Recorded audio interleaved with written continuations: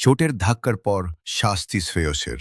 সতীর্থদের দোষে ১২ লক্ষ টাকা জরিমানা দিতে হল পঞ্জাবের অধিনায়ককে। গুজরাট টাইটান্সের বিরুদ্ধে ব্যাট করার সময় কবজিতে চোট লাগে শ্রেয়স আয়ারের। খেলা শেষে আবার তাকে শাস্তি দিয়েছে আইপিএলের গভর্নিং কাউন্সিল।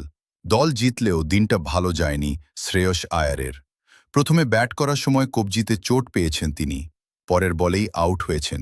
খেলা শেষে আবার শাস্তিও পেয়েছেন পঞ্জাব কিংসের অধিনায়ক। শ্রেয়স যখন ১৮ রান করে ব্যাট করছেন, তখন সতীর্থ কুপার কোনলির একটি শট সরাসরি তার দিকে আসে। হাত এগিয়ে শরীর বাঁচানোর চেষ্টা করেন শ্রেয়স।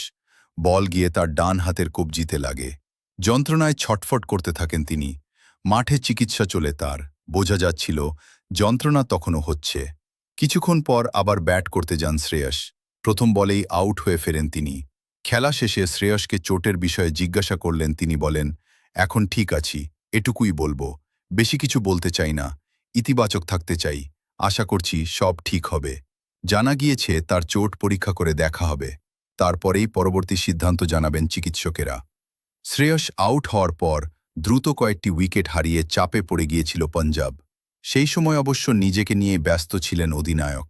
শ্রেয়স বলেন, সত্যি বলতে তখন সাজঘরে ফিরে হাত নিয়ে ব্যস্ত ছিলাম, বরফ দিচ্ছিলাম। হঠাৎ শুনলাম আরও ২ উইকেট পড়ে গিয়েছে।